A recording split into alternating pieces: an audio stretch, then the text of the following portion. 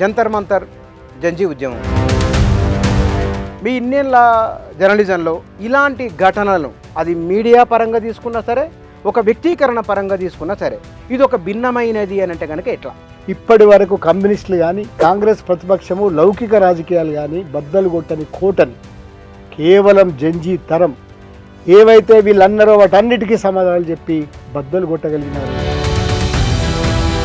Bharatiya Janata party కూడా వారి కోవలోనే ఉన్నదా? వాళ్ళు అర్థం చేసుకోలేకపోయినరా? ఏమన్నా అడిగితే దేశద్రోహులు అన్నారు, ఏమన్నా అడిగితే తుకుడే గ్యాంగ్ అన్నారు, ఏమన్నా అడిగితే అర్బన్ నక్సల్స్ అన్నారు, ఏమన్నా అడిగితే క్రిస్టియన్ ముఠాలు అన్నారు. భారతీయ జనతా పార్టీ చేస్తున్న మొదటి తప్పది. అక్కడ ధర్నా జరుగుతున్న కొన్ని వీడియోలు చక్కర్లు కొట్టినాయి సోషల్ మీడియాలో. ఎదుగా దెబ్బలు తింటూ అమ్మాయిలు ఆపారు పోలీసు వాళ్ళని. ఆ అమ్మాయి అయితే ఏకంగా మనకు సింబల్ అయిపోయింది కదా. ఆమె ఇప్పుడు దాని ఆపిన అమ్మాయి ఉన్నది. ప్రతిఘటన చేసింది దెబ్బలు తింటూ. మార్ మార్ మార్ అనేది ఏం ప్రతిఘటన? అది సిక్కులోళ్ళు వచ్చి కాపాడింది కావాలని వీడియోలు ఉన్నాయి. సిక్కులోళ్ళు కదా నిహాంగ్ ఎంటర్ అయిన రా ఈ శిరస్త్రాలు అది పట్టుకొని.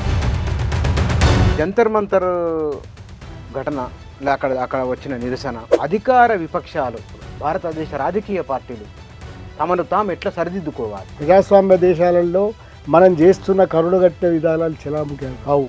ఎక్కడో ఒక చోట ప్రతిఘటన ఉంటుందని వీళ్ళు అర్థం చేసుకోవడం మర్చిపోతున్నారు. నమస్తే. భారతదేశంలో ఇటీవలి పరిణామాలను తీసుకుంటే కనుక అందులో జంజీల జంతర్ మంతర్ ఉద్యమం ఒక పతాక సన్నివేశం అనుకోవచ్చు. దాని చుట్టూ అనుకూల వ్యతిరేక వాదనలు ఇంకా కొనసాగుతున్నాయి. ఇదే సందర్భంలో వివిధ రకాల భావజాల స్రవంతులు భారతదేశ ప్రజల ఆలోచనను సమగ్రంగా అర్థం చేసుకున్నారా, లేదా వారి వారి భావాలనే ప్రజలకు అప్లై చేసే విధంగా వ్యవహరిస్తున్నారా అనే ఒక అంశం. ఈ మొత్తం పరిణామాలను మనం ఎట్లా అర్థం చేసుకోవాలి? భవిష్యత్ భారతదేశ రాజకీయం ఎట్లా ఉండవచ్చు రేఖామాత్రంగా అయినా సరే, ఈ విషయాల గురించే మనం మాట్లాడదాం. మన దగ్గర సీనియర్ సంపాదకులు అల్లం నారాయణ గారు మన దగ్గర ఉన్నారు, వారితో మాట్లాడదాం. సార్ నమస్కారం. నమస్తే సార్. జంతర్ మంతర్ జంజీ ఉద్యమం ఇది ప్రపంచవ్యాప్తంగా మీడియాలో జరిగిన కొన్ని రోజుల తరబడి కొనసాగిన పరిణామం. మీ ఇన్నేళ్ళ జర్నలిజంలో ఇలాంటి ఘటనలను అది మీడియా పరంగా తీసుకున్నా సరే, ఒక వ్యక్తీకరణ పరంగా తీసుకున్నా సరే, ఇది ఒక భిన్నమైనది అని అంటే కనుక ఎట్లా? జంజీ ఉద్యమం మీడియా పరంగా చూసినా లేదా ఒక ఉద్యమం పరంగా చూసినా కూడా, ఈ కాలం పరంగా చూసినా కూడా, కాలాన్ని కూడా పరిగణలోకి తీసుకుంటే ఇది ఒక అపురూపమైన వెల్లడి. అంటే ఇది ఊహించలేని వీళ్ళెవ్వరూ ఊహించని ఒక వెల్లడి. ఇది మామూలుగా ప్రారంభమై ఒక ఉప్పెన్లాగా ఉద్యమంలాగా తయారైంది. ఇది దేశ రాజకీయాలకు కొత్త ఒక ఒరవడిని నేర్పింది. దేశ రాజకీయాలన్నీ కూడా అధికార పక్షం, ప్రతిపక్షం, కమ్యూనిస్టులు, ఈవెన్ ఆర్ఎస్ఎస్ లాంటివి కూడా దీని నుంచి నేర్చుకోవాల్సిన పాఠాలు చాలా ఉన్నాయి. నేను ముందుగా దీన్ని వాంగ్చుక్ భార్య మాట్లాడిన 2 మాటలతోటి ప్రారంభం చేస్తాను. ఆమె ఏమన్నదంటే, భారతదేశము విశ్వగురు కావాలని చెప్తున్నాం కదా, కానీ సనాతన ధర్మము విశ్వగురు అని అంటున్నాం కదా. జంజీ యువతరం విశ్వగురు అంటే ఏందో నేర్పింది, సనాతన ధర్మం అంటే ఏందో నేర్పింది, భారతదేశపు విలువలు అంటే ఏందో నేర్పింది, ఈ ఉద్యమం దాన్ని నేర్పింది అని అన్నది. కామెంట్ చాలా పెద్ద కామెంట్. ఎందుకట్లా అన్నది? ఆమె ఏమన్నదంటే, దేశం లేని ధైర్యంగా ఉన్నారు కానీ దాంట్లో ద్వేషం లేదు. తర్వాత ఒక అహింసతోటి వచ్చే ఒక బలం, అంటే హింస లేని ఒక బలం. హింస లేదు దాంట్లో, ఉద్యమంలో వాళ్ళు హింసను ఎన్నుకోలేదు. రెండవది దేశభక్తి, కానీ విధేయత లేని, అంధభక్తి కాదు, గుడ్డి విధేయత లేదు. అట్లాగే అన్నిటికంటే ముఖ్యమైనది సొంత భారతదేశాన్ని తగలబెట్టడానికి చేస్తున్న ప్రయత్నాలు ఉన్నాయి కదా, ఇప్పుడు జరుగుతున్నాయి కదా, ఈ ప్రయత్నాలన్నింటినీ ఎదిరించిన ఒక గొప్ప ఉద్యమం అని ఆమె, విచ్ ఈస్ ఫ్యాక్ట్. ఇది పాఠాలు నేర్పే ఉద్యమం. ఎందుకు అనంటే, అతి సాధారణంగా మొదలైన ఒక ఉద్యమం భారతదేశంలో రాజ్యాంగ యంత్రం అని, సైన్యము ఇట్లాంటివన్నీ అంటాం కదా, ప్రభుత్వ యంత్రాంగాలు ఇవన్నీ, వీటన్నిటికీ మించి ఆశ్చర్యకరంగా ముఖ్యంగా న్యాయ వ్యవస్థ చాలా అవాకులు చవాకులు పేలుతున్నది. అది మనకు బాగా అనుభవంలోకి వస్తున్నది. తీర్పులకు ముందు, తీర్పుల తర్వాత న్యాయ వ్యవస్థ లేని అధికారాలను విపరీతంగా ఉపయోగిస్తున్నది. కామెంట్ చేస్తున్నది. ఈ ఉద్యమం పుట్టింది కూడా న్యాయ వ్యవస్థను వెక్కిరిస్తూ. అంటే ఒక చీఫ్ జస్టిస్ ఆఫ్ అత్యున్నత న్యాయస్థానానికి సంబంధించిన చీఫ్ జస్టిస్ బొద్దింకలన్న చోట బొద్దింకల పార్టీ అని పెట్టి హేళన చేసింది. అంటే మీ అధికారాన్ని హేళన చేసింది. ఇక్కడి ఉన్నత న్యాయస్థానం అధికారాన్ని హేళన చేసి ఈ ఉద్యమం పుట్టింది. దాన్ని అట్లా అర్థం చేసుకున్నప్పుడు అంటే మొత్తం ఒక మీరు ఏ వ్యవస్థలను అయితే పతనం చేసినారో ఆ వ్యవస్థల పర్యవసానాలను వెక్కిరించింది ఈ ఉద్యమం. బొద్దింకల పార్టీ అని పెట్టడమే ఫస్ట్. అది పార్టీ పెట్టిన తర్వాత జరిగిన పరిణామం ఏంది? అదే ఒక్క రోజులో జరగలేదు. దీని వెనుక పెద్ద చరిత్ర ఉన్నది. పెట్టిన తర్వాత వాళ్ళు ఏం చేసినారు? ఒక కాజ్. కానీ పెట్టిన తర్వాత ఊరుకోలేదు. దిప్కే అనే అతను అమెరికా నుంచి వచ్చినాడు, రాజ్యాంగం చేత పట్టుకొని వచ్చినాడు. అప్పటికే బెదిరింపులు వచ్చినాయి, వాళ్ళ ఖాతాలు నిలిపివేసినారు. వాళ్ళ మొత్తం నిలిపివేసినా కూడా వచ్చిన తర్వాత ధైర్యంగా ఒక రాజ్యాంగాన్ని పట్టుకొని వచ్చినాడు. అతను రాజ్యాంగాన్ని నమ్ముకున్నాడు. ఆయన వచ్చిన తర్వాత జరిగిన పరిణామాలన్నీ కూడా చూస్తే మనకు ఆశ్చర్యం కలగమానదు. ఇమ్మీడియట్గా భారతదేశంలో ఏ వ్యవస్థలు అయితే లీకేజీ వ్యవస్థలు అవుతున్నాయో విద్యా వ్యవస్థ అడ్రస్ చేయడానికి ఫస్ట్ దొరికిన కాజ్ విద్యా వ్యవస్థ లీకేజీలను పట్టుకున్న తర్వాత ధర్మేంద్ర ప్రధాన్ రాజీనామా అని ఒక చిన్న కాజ్ తోటి పెట్టినారు.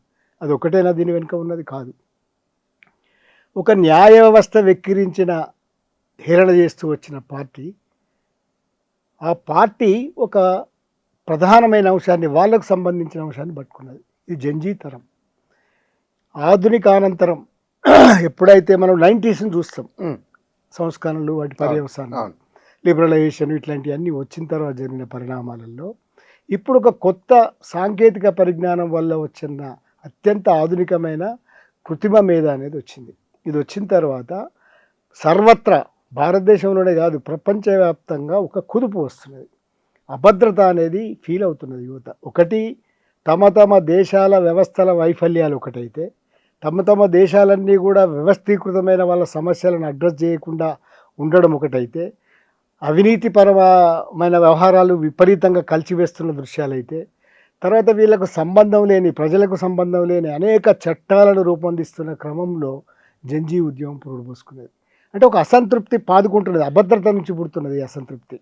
దీంట్లో జంజీ ఉద్యమం భారతదేశానికి వచ్చే ముందు మనమేమో నేపాల్ అది గవర్నమెంట్నే మార్చింది, శ్రీలంక గవర్నమెంట్నే మార్చింది. ఆ 2 ఉద్యమాలు కాకుండా 4 ఉద్యమాలు జరిగినాయి మధ్యలో. జంజీ అంటే స్మార్ట్ ఫోన్లు, ఇంటర్నెట్, ఆధునిక ఇప్పుడు వచ్చిన ఏఐ ఆధారితమైన అనేక జ్ఞానం లేదా అజ్ఞానమో జ్ఞానమో ఏదో ఒకటి వస్తున్నది కదా. ఈ 3 విషయాలు కలిసి ప్రపంచవ్యాప్తంగా యూత్ను కదిలిస్తున్నది. ఏ యూత్? ఎవరైతే స్మార్ట్ ఫోన్లలో జీవిస్తున్నారని మనం తిడుతున్నామో, ఎవరైతే పూర్తిగా ఏఐ ఆధారితంగా బతుకుతున్నారని అనుకుంటున్నామో, ఎవరైతే ఒక కాల్పనిక ప్రపంచంలో ఒక వర్చువల్ వరల్డ్లో బతుకుతున్నామని అనుకుంటున్నామో, వాళ్ళు ఈ వర్చువల్ వరల్డ్లో దీన్ని నిర్మించుకుంటారు. మీకు ఉదాహరణలు చూడాలంటే బంగ్లాదేశ్, కెన్యా, బల్గేరియా, పెరు, ఈ 4 ఇటీవల కాలం జరిగిన పరిణామాలు. ఈ 3-4 దేశాలలో కూడా వ్యవస్థీకృతంగా ఉన్న లోపాలు తెచ్చిన చట్టాలు. బంగ్లాదేశ్లోనేమో స్వాతంత్ర సమరయోధుల పిల్లలకి కల్పించిన రిజర్వేషన్ కోట, దాని మీద 1000 మంది చనిపోయినారు. కానీ అక్కడ విద్వేషం కూడా ఉన్నది వాళ్ళ దాంట్లో. అదే చెప్తున్నా. ఇది అయిన తర్వాత బల్గేరియాలో కూడా ఒక చట్టం మీద వచ్చింది, కెన్యాలో కూడా ఒక చట్టం మీద వచ్చింది. వీటి పరిణామాలన్నీ కూడా పైకి కనబడుతున్న విషయాలకు మించి లోపల జరుగుతున్న ఒక అసంతృప్తి జ్వాల. ఇవాళ మన దేశంలో వచ్చి 4 కూడా చాలా పరిణామాలు జరిగినాయి. 1000 మందిని చంపారు బంగ్లాదేశ్లో. చిన్న విషయం, 1000 మంది చనిపోయారు మామూలు వాళ్ళు. మీరు అన్నట్టుగా విద్వేషము, హింస, భారతీయ వ్యతిరేకత, ఇట్లాంటి చాలా గుడ్డి వ్యతిరేకత ఉన్నది. గుడ్డి వ్యతిరేకత ఇవన్నీ చాలా పని చేసినాయి. దానిలో చాలా విచిత్రమైన పని చేసిన తర్వాత ఆఖరికి ఏదో ఒక నిర్ణయం, ఆమెను ప్రధానిని స్వయంగా నేరస్తురాలుగా ప్రకటించినారు. అది అయిపోయింది అనుకోండి. బల్గేరియాలో కూడా అట్లాగే జరిగింది, పెరులో అట్లాగే జరిగింది, కెన్యాలో అయితే అణచివేత జరిగింది, అన్నిట్లలో అణచివేతలు జరిగినాయి. ఈ 4 పరిణామాలకు భిన్నంగా భారతదేశంలో ఏవైతే ఎస్టాబ్లిష్డ్ శక్తులు ఉన్నాయో వీళ్ళకు తిరుగులేదనుకున్న ఒక సమయంలో, ఏదన్నా కనీసమైన ప్రజాస్వామ్యం లేని ఒక దేశంలో, అణచివేస్తున్న దేశంలో, ఉదాహరణకి పౌర హక్కులను అణచివేసినారు, మాట్లాడే శక్తులను అణచివేసినారు, స్వతంత్ర యంత్రాంగాలు లేకుండా చేసినారు, చాలామంది హ్యూమన్ రైట్స్ యాక్టివిస్ట్ మీద కేసులు పెట్టినారు, మాట అనేదాన్ని వీలు లేకుండా చేసినారు, ప్రశ్నించే తత్వాన్ని విపరీతంగా చంపేసినారు. ఏమన్నా అడిగితే దేశద్రోహులు అన్నారు, ఏమన్నా అడిగితే తుక్డే తుక్డే గ్యాంగ్ అన్నారు, ఏమన్నా అడిగితే అర్బన్ నక్సల్స్ అన్నారు, ఏమన్నా అడిగితే క్రిస్టియన్ ముఠాలు అన్నారు, ఏమన్నా అడిగితే మీరు ఏమన్నారు వీళ్ళు అంటే విద్వేషం అన్నారు, చైనా వాళ్ళు అన్నారు, పాకిస్తానీలు అన్నారు. ఇవన్నీ కూడా ఒక పెద్ద ప్రచారాన్ని అడిగి మీరు ఏమడిగినా సరే మీరు టుక్డే మీరు ఏమడిగినా సరే ఈ దేశాన్ని విచ్ఛిన్నం చేస్తారు, మీరు ఏమడిగినా సరే పాకిస్తాన్కి అనుకూలంగా ఉన్నారు, మీరు ఏది అడిగినా సరే చైనాకు అనుకూలంగా ఉన్నారు. అంటే ఇట్లాంటి ముద్రలు వేస్తూ ఒక కృత్రిమ వాతావరణాన్ని, ఒక అంధభక్తిని సృష్టించినారు పూర్తిగా. సృష్టించిన సమయంలో ఈ ఉద్యమం వచ్చింది.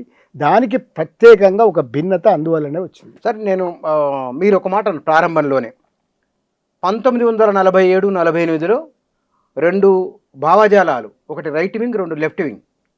లెఫ్ట్ వింగ్ వాళ్లకు ప్రజలు ఇచ్చిన అవకాశాన్ని బెంగాల్లోనూ, కేరళలో, త్రిపురలో, అయితే ఆనాడు అన్ని రకాల కమ్యూనిస్టులు భారతదేశాన్ని తీవ్రంగా ప్రభావితం చేశారు. అయినా సరే వారు భారతీయుల ఆలోచనను అర్థం చేసుకోలేకపోయినారు. భారతీయ జనతా పార్టీ కూడా వారి కోవలోనే ఉన్నదా? వాళ్ళు అర్థం చేసుకోలేకపోయినరా? వారి భావజాలాన్నే ప్రజలకు చెప్పాలనుకున్న ప్రజలేమనుకున్నారు వీళ్ళు తెలుసుకోలేకపోతున్నారు అనుకోవచ్చా? భారతదేశంలో జరిగిన పనుల్లో మీరు అనే రైట్ వింగ్, లెఫ్ట్ వింగ్లలో లెఫ్ట్ వింగులు ఇక్కడేం అధికారంకు రాలేదు, కానీ పరిమిత అధికారాలు అనుభవించిన చోట కూడా వాళ్ళేం భిన్నంగా లేరు. వాస్తవం ఇది, భిన్నంగా లేరు. ఉదాహరణకి ఇట్లాంటి ఒక ప్రదర్శనల మీద కాల్పులు జరిగిన చరిత్ర బెంగాల్లో ఉంది, లెఫ్ట్ గవర్నమెంట్లో ఉంది, కేరళలో ఉంది. అంటే అవి ఏం భిన్నంగా లేవు. అంటే పరిమితమైన అధికారాలను అనుభవించడంలో కూడా వాళ్ళ లొసుగులు ఉన్నాయి. భారతీయ జనతా పార్టీ ఏకంగా ఒక ఫాసిస్ట్ వైపు నడుస్తున్నది. అది తెలుసు వాళ్ళకు, నాజీయిజం వాళ్ళకు తెలుసు, నాజీయిజం వాళ్ళు ప్రేమిస్తారు. ఇట్లాంటివన్నీ మనకు అనుభవంలో ఉన్నది. ఇజ్రాయిల్ గురించి మాట్లాడతారు, నెతన్యాహు గురించి మాట్లాడతారు, అది వాళ్ళ సిస్టమ్. అంటే సంఘ్ పరివార్ సిస్టమ్ అది. ఈ సంఘ్ పరివార్ సిస్టంలో వాళ్ళు అంచనా వేసిన ఒక ధోరణి ఏంటంటే మేము ఏదైనా చేయగలం. ప్రపంచంలో ఎక్కడ చూసినా కూడా ఇట్లాంటి అపరిమితమైన అధికారాలు అనుభవించే వాళ్ళు, ఇది ఒక శాశ్వత అధికారాన్ని నిలుపుకోవాలనుకునే వాళ్ళు చేసే తప్పులు ఇక్కడ కూడా చేసినారు. ఏం చేసినారు? ప్రజలను తక్కువ అంచనా వేసినారు. ప్రజల మనస్తత్వాన్ని కేవలం మనం సృష్టించే ఒక భావజాలం ద్వారా మార్చవచ్చు అని అనుకున్నారు. అదే ఇంతకుముందు చెప్పిన తుకుడే తుకుడే గ్యాంగులు లాంటి ప్రచారాలు చేయడం ద్వారాను, జాతీయవాదాన్ని వ్యాపింపజేయడం ద్వారాను, అంధభక్తిని సృష్టించడం ద్వారాను, అట్లాగే శ్రీరాముడు ఇట్లాంటి విషయాలను ఉపయోగించుకోమంటే మతాన్ని రాజకీయాల్లో ఉపయోగించుకోవడం ద్వారాను, కులాన్ని ఉపయోగించుకోవడం ద్వారాను, మతము, కులము, ఇతర అవకాశాలను, అట్లాగే మొత్తం రాజ్యాంగ వ్యవస్థని గుప్పిట్లో పెట్టుకోవడం ద్వారాను. రాజ్యాంగ వ్యవస్థలు ఇండిపెండెంట్ వ్యవస్థలు, ముఖ్యంగా ఎన్నికల కమిషన్, ఇక మనకు తెలుసు కదా ఈడీలు గీడీలు అవన్నీ ఉన్నాయిగా, సిబిఐలు గీబీఐలు, అవన్నిటిని కూడా గుప్పిట్లో పెట్టుకోవడం ద్వారా ఒక అపరిమితమైన అధికారాన్ని చెలాయించవచ్చు, దీన్ని శాశ్వతం చేసుకోవచ్చు అని ఒక భ్రమలో పడ్డారు వీళ్ళు. భారతీయ జనతా పార్టీ చేస్తున్న మొదటి తప్పది. లేదు, ఈ ప్రజాసరళలు ఇట్లా ఉండవు, ప్రజాస్వామ్య దేశాలలో మనం చేస్తున్న కరుడుగట్టే విధానాలు చెలాముఖి కావు, ఎక్కడో ఒక చోట ప్రతిఘటన ఉంటుందని వీళ్ళు అర్థం చేసుకోవడం మర్చిపోయినారు. తర్వాత ఎన్నిసార్లు ఎంత అబద్ధాలైనా కూడా మీరు మారుతున్న ప్రపంచంలో, మారుతున్న ఆధునిక కాలంలో, సమాచార వ్యవస్థలో ఒక ఆధునిక పుంతలు దొక్కుతున్న కాలంలో మీరు వీటిని ఎక్కువ కాలం వ్యాపింపజేసి కాపాడుకోలేరు. అది మర్చిపోయినారు వీళ్ళు. అంటే వ్యవస్థలన్నీ కూడా ఒక ఆధునికమవుతున్న వేళ ప్రపంచంలోనే ఇది పూర్తి స్థాయిలో ఒక వ్యతిరిక్త స్థితిలో, తిరోగమన స్థితిలో ఉన్న సిద్ధాంతాలు ఇవి. ఈ తిరోగమన సిద్ధాంతానికి ఆధునిక ప్రపంచం మారుతున్న తీరుకు, అంటే ఏ యుగంలో జీవిస్తున్నాం మనం, ఏ ప్రపంచాన్ని శాసించే దశ వచ్చిందని అనుకుంటున్నాం. ఇట్లాంటి స్థితిలో వీళ్ళు ఆలోచిస్తున్న ధోరణులకి తప్పనిసరిగా ప్రతిఘటన ఎదురవుతుంది అనేది వాళ్ళు ఊహించలేకపోయినారు. సరిగ్గా జంజీ తరం అది ఊహించి ఇవల్ల జంజీ తరం ఏదైతే నేర్చుకున్నదో, నేను చెప్తున్న ఆధునిక అనంతరం నేర్చుకున్న విషయాలన్నింటినీ ప్రాక్టీస్లో పెట్టడం ద్వారా ఇప్పటి వరకు కమ్యూనిస్టులు కానీ, దళిత బహుజనుల రాజకీయాలు కానీ, లేదా మిగతా రాజకీయాలు కానీ, కాంగ్రెస్ ప్రతిపక్షము లౌకిక రాజకీయాలు కానీ బద్దలు కొట్టని కోటని కేవలం జంజీ తరం ఏవైతే వీళ్ళన్నారో వాటన్నిటికీ సమాధానాలు చెప్పి బద్దలు కొట్టగలిగినారు. వీళ్ళకు ఉన్న ఆ దృష్టికి మనం ఆలోచించాలి. మనం పొరపాటు పడ్డాము, వాళ్ళు బాగా జాగ్రత్తగా ఉన్నారు. కానీ సార్, ఇక్కడ ఈ గడిచిన 12.5 సంవత్సరాల కాలంలో భారతీయ జనతా పార్టీ ఒక్కొక్క రాష్ట్రాన్ని గెలుచుకుంటూ వెళ్ళిపోతున్నది. అంటే వాళ్ళు గెలుపు మీద పెట్టిన దృష్టి పార్టీలలో ఇతర వాళ్ళని చేర్చుకునే దాని, అంటే వాళ్ళు కొత్తగా మిగతా వాళ్ళు కూడా ఫిరాయింపులను ప్రోత్సహించిన వాళ్ళే, బీజేపీ ఫస్ట్ టైం కాదు. అయితే వాళ్ళు ఉపాధి పైన, వివిధ అభివృద్ధి కేంద్రాల విస్తరణ పైన దృష్టి కాకుండా రాజకీయంగా తీసుకున్న వీటిపైన ఎక్కువ ఉండడం వల్ల ఏమైనా వ్యతిరేకత వచ్చిందా? వ్యవస్థలను ధ్వంసం చేయడం మొట్టమొదటి వ్యతిరేకత వచ్చిన కారణం. కానీ అది వెల్లడి చేయడానికి ఉన్న ద్వారాలని మూసేసినారు. ఉన్న ఎవెన్యూస్ అంటాం కదా మనం. మీరు ఒక ప్రదర్శన చేయలేరు, మీరు ఒక మాట మాట్లాడలేరు. మాట మాట్లాడితే ఒక చట్టం వచ్చేస్తుంది, యూఏపీఏ అంటారు. రావణ్ మీద పెట్టిన కేసు ఏంటిది? అది దానికి యూఏపీఏ పెట్టొచ్చునా? అంటే యూఏపీఏ ఒకటి ఉంటుంది, అంటే ఊరికే ప్రస్తావనారంగా అంటున్నా. ఎవరి మీదైనా యూఏపీఏ పెట్టవచ్చు. మరోవరో ఢిల్లీలో ఆయన నిజంగానే కూరగా పోయి కుట్ర చేసిండా ఇది? వాళ్ళు 16 మంది ఎన్నటి నుంచి. అంటే ఈ అన్ని కేసులు ఏంటిది? మీరు మాట్లాడకుండా చేయడానికి ఒక సింబల్ ట్రాన్స్ఫార్మ్తో సహా అన్ని కేసులని మనం అట్లా అర్థం చేసుకోవచ్చు. ఇక మాట్లాడలేనప్పుడు నీకు ఎట్లా తెలుస్తుంది విషయం? మాట్లాడలేకుండా చేసి వ్యవస్థలు ధ్వంసం చేసి మీరు అంటున్నట్టుగా ఒక అపరిమితమైన అధికారాలను అనుభవించడము, దానితో వచ్చిన అన్ని వ్యవస్థలని మేనేజ్ చేయడం ద్వారా వచ్చిన పవర్ని ఎంజాయ్ చేయడం అనేది పెట్టుకున్నారు వాళ్ళు. అన్ని రాష్ట్రాలలో కూడా జోక్యం చేసుకొని, సరే ఫిరాయింపులు అందరూ చేసిండ్రు అనేది నిజమే. కానీ ఆ ఫిరాయింపులను ఏ స్థాయిలో చేసినారు? చివరికి మొన్న జరిగిన బిల్లుల కోసము రాజ్యసభ సభ్యులు 20 మంది రావడం ఏంది? అంటే ఏ స్థాయికి దీనికి దిగజార్చిన సిస్టమ్స్ అని ఇవన్నీ అర్థం కావని అనుకుంటున్నారు. అర్థం కావా? ప్రపంచం అనేది ఆలోచించదా? భారతదేశంలో యూత్ ఆలోచించారనుకుంటాం. వాళ్ళు ఫోన్లలో ఉన్నారు, ఫోన్లలో ఏఐ ఉంది, ఫోన్లలో వాస్తవ సమాచారాలు కూడా ఉన్నాయి, ఫోన్లలో ఫేక్ కంటెంట్ నిరోధించే రాజ్యాంగంలో ఆర్టికల్స్ చెప్తున్నారు. రాజ్యాంగం ఆర్టికల్స్ ఉన్నాయి, రాజ్యాంగంలో అన్ని రాసి ఉన్నాయి. మళ్ళీ అంబేద్కర్ ఆలోచన ఉంది, బుద్ధిని ఆలోచనలు ఉన్నాయి, శాంతి ఉన్నది, గాంధీ ఆలోచనలు ఉన్నాయి భారతదేశంలో. ఇవన్నీ ఎటు పోవు కదా. వాళ్ళది ఒక నినాదం ఉంది, నేను ఆశ్చర్యపోయానండి దానికి. ఈసారి గాడ్సే వస్తే మేము చూసుకుంటామని ఒక నినాదం. అంటే మేము వెళ్తున్నాం ఇక బాయ్ గాంధీ, అది ఈసారి గాంధీ తాత పోస్టర్ దగ్గర అంటున్నాడు ఒక అతను పిల్లగాడు, ఈసారి ఈయన చిన్న పొల్లడు వాడు, ఈసారి ఈయన నాదురాం వస్తే మేము చూసుకుంటాం, ఈసారి మాత్రం కానీయం గాంధీని అని. అంటే ఇంత కాన్షియస్లీ పీపుల్ ఆర్ కాన్షియస్. ఏ పీపుల్? మనం ఊహించని పీపుల్. అరే వీళ్ళు తెరలైన పోరాయాలు రా అనుకుంటాం మనం. ఈ చెడిపోయిన పోరాయాలు ఏంద్రా, ఎప్పటికీ ఫోన్లలో ఉంటాం, వీళ్ళు ఫోన్లు చేసుకుంటా వర్చువల్ వరల్డ్లో ఉంటారు, వీళ్ళ ప్రపంచం తెలియదు, వాస్తవం తెలియదు, రాజకీయాలు తెలియదు, ఏం జరుగుతుందో తెలియదు, గ్యాస్ బండ విరుగుత పట్టదు, ఇట్లా అనుకున్నాం కదా. మన ఇళ్లల్లో పెరిగే ఈ పిల్లలే ఆల్ ఆఫ్ సడన్ వాళ్ళు మనకంటే బాగా ఆలోచిస్తున్నారు అనేది అర్థమైంది కదా. అర్థమైంది కనుకనే ఈ ఉద్యమం గొప్పతనం. అది భారతీయ జనతా పార్టీ చేసిన తప్పదే. అంటే మీరు అపరిమిత అధికారాలని చూస్తుంటే మనము ఎవరు గమనించారని అనుకుంటున్నారు. మీరు మొత్తం వ్యవస్థలే ధ్వంసం చేస్తున్నారు. మరి ఈ వ్యవస్థలు ధ్వంసం చేసినప్పుడు జరిగే పరిణామం ఏమిటిది? శూన్యం ఉంటుంది. ఈ శూన్యంలో ఏదైనా పుట్టచ్చు, శూన్యంలో పుట్టుతాయి. మీరు ఎంత నిరంకుశంగా చేసినా, ఎన్ని చరిత్ర నిండా ఉదాహరణలు ఉన్నాయి కదా. చచ్చిపోతారు జనాలు కావచ్చు, విధ్వంసం జరుగుతాయి కావచ్చు, యుద్ధాలు జరుగుతాయి కావచ్చు, వీధి పోరాటాలు జరుగుతాయి కావచ్చు, కానీ ఇవన్నీ జరిగే పరిణామాలే. ఎందుకంటే ఇవి ఎంతో కాలం ఈ వైరుధ్యాల ప్రపంచంలో ఎవరో ఒకరు మాట్లాడకుండా ఉండలేరు. ఫస్ట్ టైం రైట్గా మాట్లాడిన వాళ్ళు జంజీ తరం. ఈ రైట్గా అనే దాంట్లో చాలా విషయాలు ఉన్నాయి, ఒకటి కాదు రెండు కాదు. వాళ్ళు ఎట్లా రైట్గా మాట్లాడినారని. ఉద్యమము 3 నెలల నుంచి ప్రారంభమైంది. అతను వచ్చిన తర్వాత ఈ ఉద్యమంలో ప్రధానమైన తెలుసా మీకు? వాళ్ళు ఏం పిలిపించినారు? జాతీయ జెండా, పార్టీ జెండాలు కాదు, జాతీయ జెండా. కమ్యూనిస్టులు కాదు, కాంగ్రెస్ కాదు, ఎవరదు. జాతీయ జెండా రాజ్యాంగం. మనం ఏమనుకుంటాం? ఈ రాజ్యాంగవాదం అని మనం థీరీ చేస్తాం పైన. జాతీయ జెండా రాజ్యాంగాన్ని పట్టుకొని రండి అన్నారు కనుకనే ఇవాళ ఉద్యమం మిగతా జంజీ ఉద్యమంలాగా కాలబెట్టలే, కూలగొట్టలే, చంపలే, చచ్చిపోలే. కేవలం గాంధీని నమ్ముకున్నారు, అంబేద్కర్ని నమ్ముకున్నారు, బుద్ధుని నమ్ముకున్నారు. చాలా విచిత్రమైన కేసు ఇది. అంటే శాంతియుతంగా దీన్ని చేద్దాం అన్నప్పుడు మీరు బాగా గమనిస్తే కనుక ఎన్ని సింబల్స్ ఉన్నాయంటే ఇది ఒక నమూనా ఉద్యమం, సింబాలిక్ ఉద్యమం. మనం స్వీకరించగలిగితే అనేక పాఠాలు ఉన్నాయి దీంట్లో. ఎట్లా భారతదేశంలో ఉద్యమాలు చేయాలి, ఎట్లా జంజీ భారతదేశంలో ఎట్లా బిహేవ్ చేసింది, బయట దేశాలలో ఎట్లా బిహేవ్ చేసింది, వీళ్ళు ఎట్లా ఉన్నారు, వాళ్ళు ఎట్లా ఉన్నారు, ఇది పోల్చి చూసినప్పుడు మనకి ఇది అర్థమయ్యే విషయం. కానీ సార్ వాళ్ళు అక్కడ ధర్నా జరుగుతున్న కొన్ని వీడియోలు చక్కర్లు పుట్టినాయి సోషల్ మీడియాలో. అక్కడ ఎవరు అమ్మాయిని ఏదో పట్టుకొని పోతున్నట్లుగా, ఏదో అబ్యూజింగ్ వీడియోలు కొన్ని ఏదో వచ్చినట్లు అవి వాళ్ళు కౌంటర్ కూడా వేయడం అనేది వీళ్ళు ఎట్లా వీళ్ళకు సామాజిక రాజకీయ అవగాహన ఎట్లా వచ్చింది వీళ్ళకి అనేది? ఎట్లా వచ్చిందంటే వాళ్ళ దాంట్లో 2 జర్నలిస్టులు, దాని కాన్పూర్ ఐఐటి, ముగ్గురిని ప్రముఖంగా అంటాం కదా. సరే నేహా గురించి చెప్పాల్సిన పని లేదు, ఆమె ఆ బ్యాక్గ్రౌండ్ నుంచి వచ్చింది, ఏఎస్ఐఐ నుంచి వచ్చింది ఆమె గురించి చెప్పాల్సిన పని లేదు. అంటే వీళ్ళకి రాజకీయ అవగాహన ఉన్నవాళ్ళే. చాలా డీప్ స్టడీ చేసిన వాళ్ళు, వ్యూహకర్తలు, అంటే ఎత్తుగడలు కూడా వేసినారు. వాటి వల్ల అంటే దాని వెనక ఏమీ లేదని అనుకుంటున్నాం కదా మనం, ఊరికి అట్లా వచ్చి కూర్చోలేదు. తర్వాత మీరు నాయకత్వాన్ని గురించి కూడా చూసినారా, దిప్కే ఒక మాట అన్నాడు చివరిలో, నన్ను హీరోని చేయకండి అని. ఎంత గొప్ప మాట తెలుసా అది, ఎంత గొప్ప మాట అది.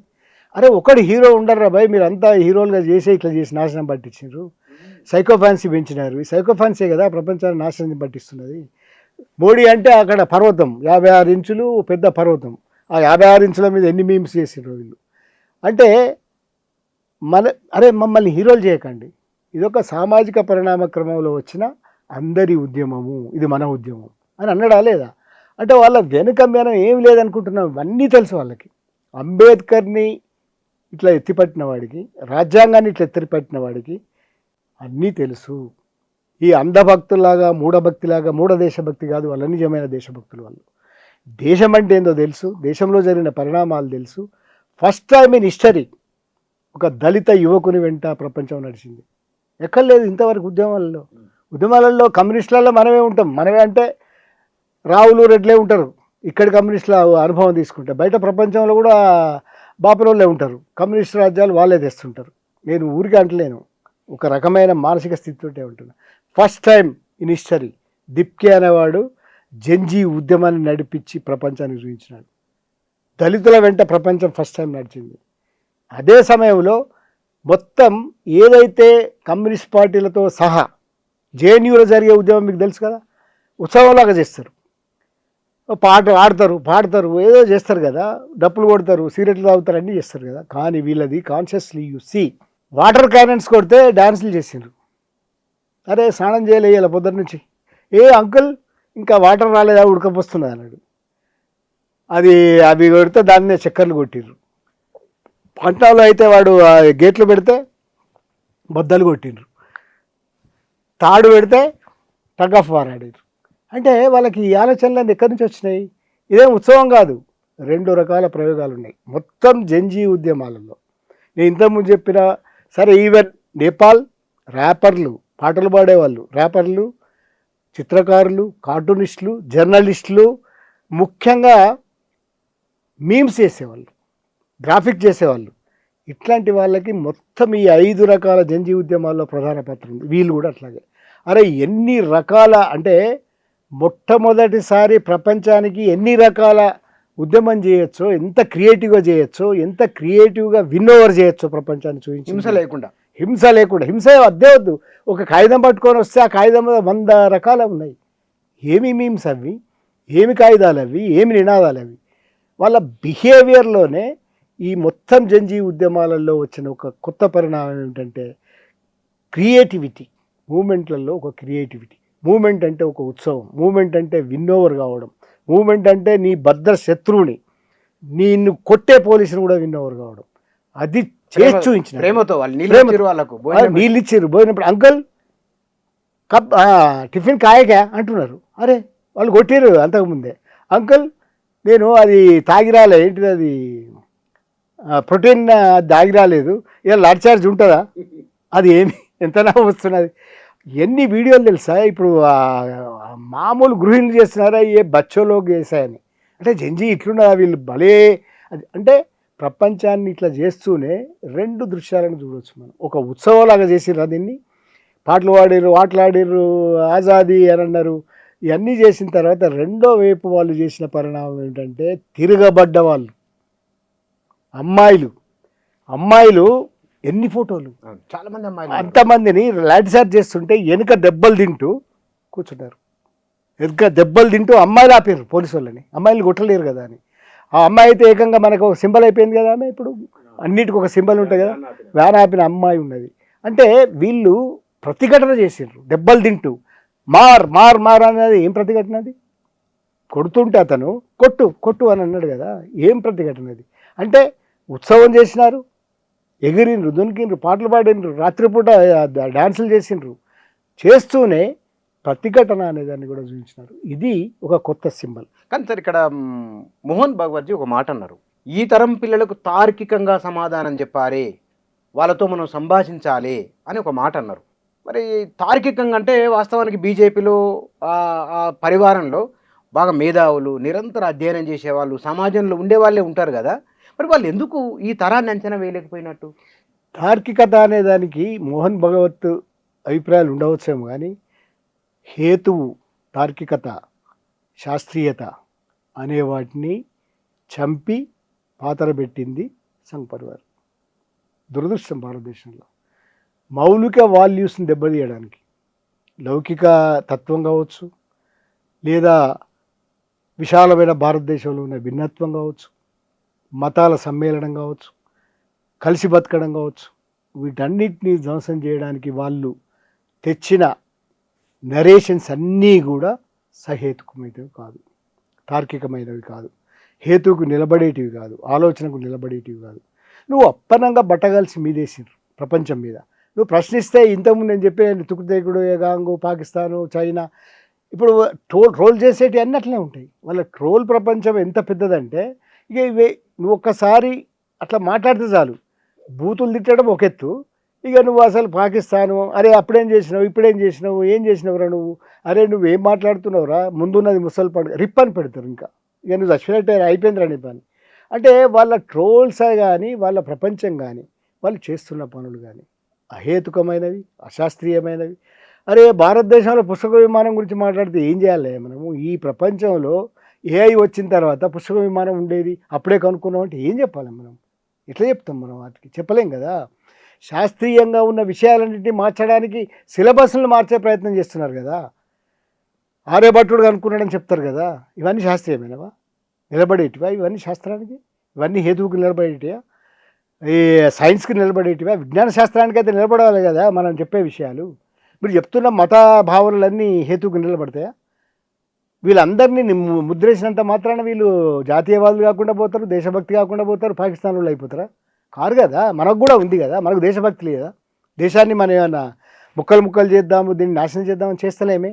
మౌలిక వాల్యూ సిస్టమ్స్ అనేటి పరంపరగా ఒక క్రమంలో, చారిత్రక క్రమంలో ఏర్పడ్డాయి. భారతదేశం చరిత్రను చూసుకోవాలి. మొదలు స్వాతంత్ర పోరాటం నుంచి వచ్చిన విలువలు ఉన్నాయి, చాలా విలువలు ఉన్నాయి.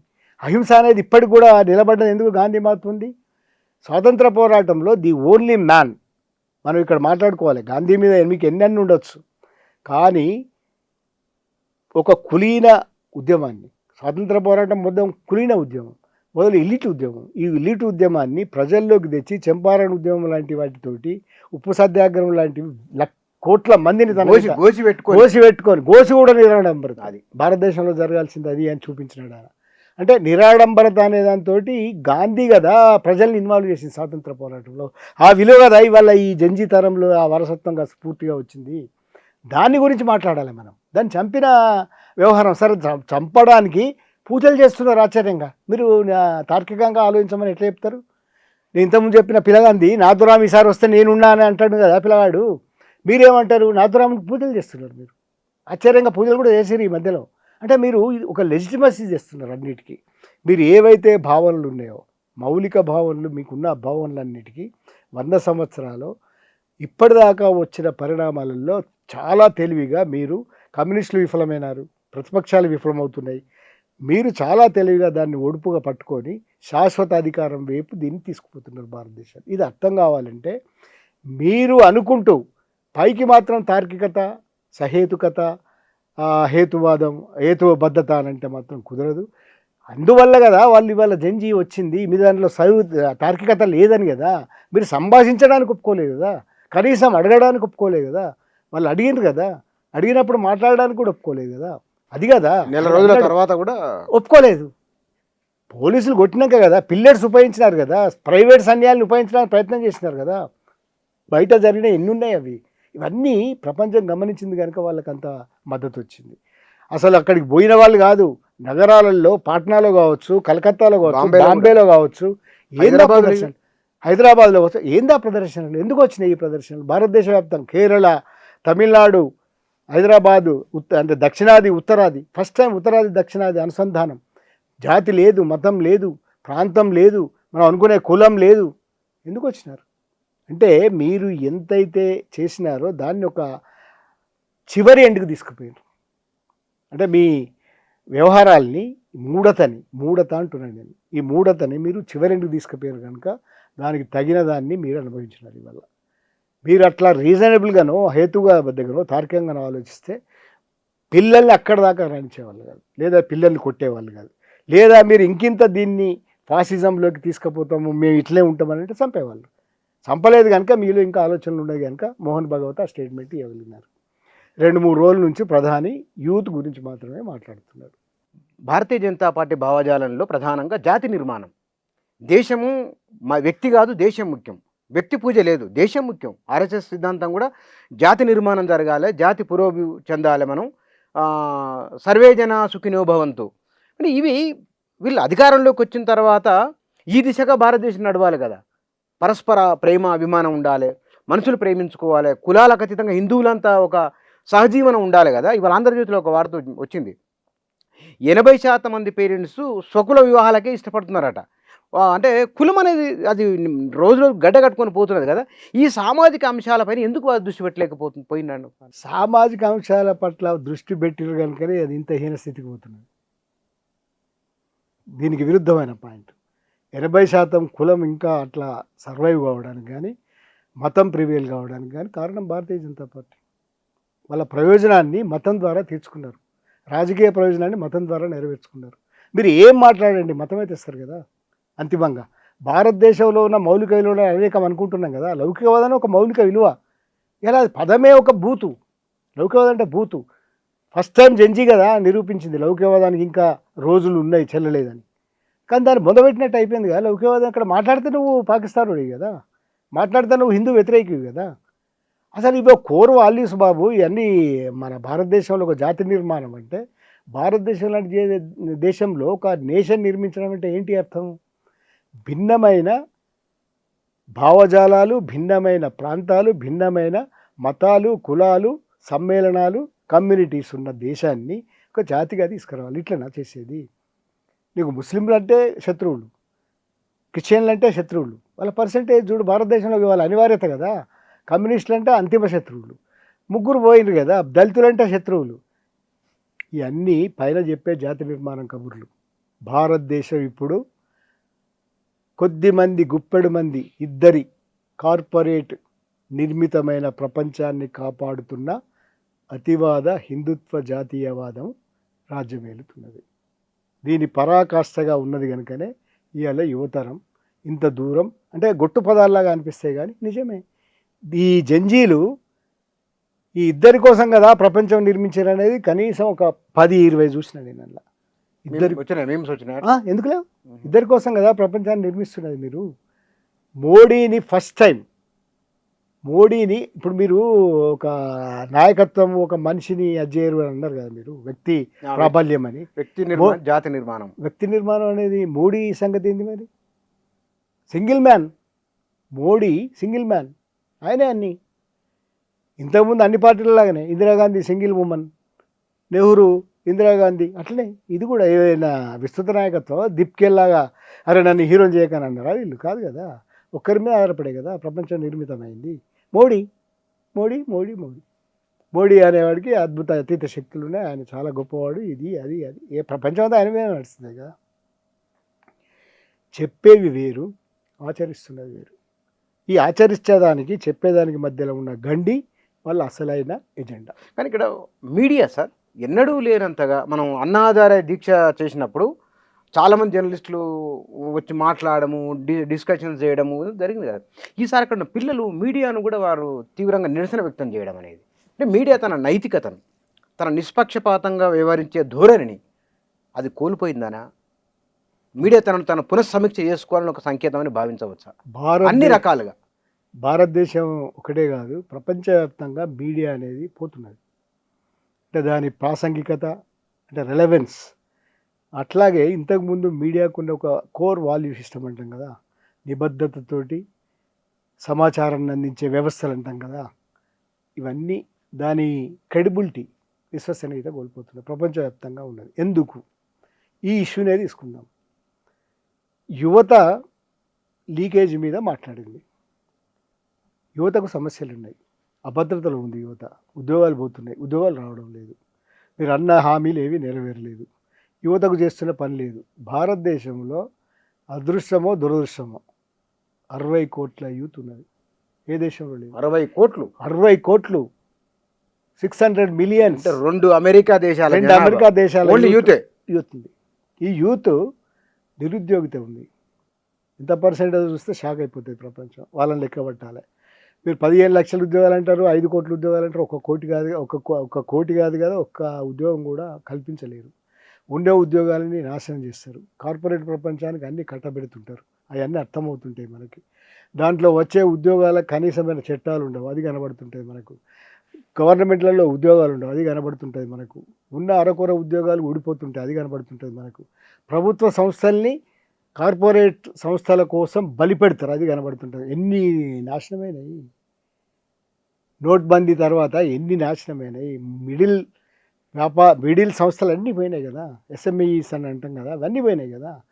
మీరు అవన్నీ చేస్తూ ఉన్న సమయంలో ఇట్లాంటి ఉద్యోగం వచ్చినప్పుడు మీడియా ఏం మాట్లాడుతుంది? మీడియా ఈ వ్యవస్థీకృతమైన విషయాలు మాట్లాడదు. జంతర్ మంతర్ పోయినాక వాడు అక్కడ ఎగురుతున్నాడు, వాడు అక్కడ దులుకుతున్నాడు, పోలీసు మీకు లాఠీ ఎత్తిండు, రాయేసిండు, లేకపోతే వాడు ఇంకా విచ్ఛిన్నకారుడు, దేశద్రోహి అని చెప్పి అనంతర పరిణామాల్ని చూపించడానికి ప్రయత్నం చేస్తుంది. వ్యవస్థీకృతమైన విషయాలను ఇచ్చిపెట్టేసింది అది మీడియా ఎన్నడో. ఇంతకుముందు మీడియా లక్షణం ఏంది? అవును ఇదంతా ఎందుకు వస్తున్నది, జంతర్ మంతర్కి ఎందుకు వచ్చిన పోరాళ్ళు, అరే వాడెవడో అమెరికా నుంచి వీడెవడో వచ్చి వాడు వీడు కలిసి ఎందుకు పోతున్నారు, ఇది ఆలోచించదు మీడియా. కానీ వీళ్ళని దేశద్రోహులని మొదలు ముద్రిస్తుంది. ఇక్కడ జరిగింది అదే. మన దగ్గర మీడియా ఎప్పుడైతే రాజ్యాంగ యంత్రాన్ని ఆక్రమించుకున్నారు, అపరిమితమైన అధికారాలను అనుభవిస్తూ అంతిమ అధికారాల కోసం ప్రయత్నం చేస్తున్నాడు అన్నను, దీంట్లో ఈ మాట కలుపుతాను. దీంట్లో అన్ని వ్యవస్థలను ధ్వంసం, ఎన్నికల కమిషన్తో సహా, న్యాయ వ్యవస్థలతో సహా అన్ని వ్యవస్థలను ధ్వంసం చేసినట్టుగానే మీడియాను ధ్వంసం చేసినారు. మనకు తెలుసు అది ఏం జరిగిందో తెలుసు. అదాని మీడియా ఏందో తెలుసు, ఎన్డీటీవీకి ఏం జరిగిందో తెలుసు. ఆ తర్వాత పరిణామాలు ఒక్క బీబీసీ మీద దాడి జరిగింది. ఎన్డీటీవీ ఆయన ఒక ప్రపంచాన్ని నిర్మించిన ఆయన, ఒక దాన్ని ఏమంటాము, టీవీ మీడియా ప్రపంచాన్ని నిర్వహణ కింగ్ లాగా బతికి ఛానల్. ఇవాళ ఆయన ఏం చేస్తున్నారు, రోడ్ల మీద డీకోడర్ పెట్టుకొని తిరుగుతున్నారు.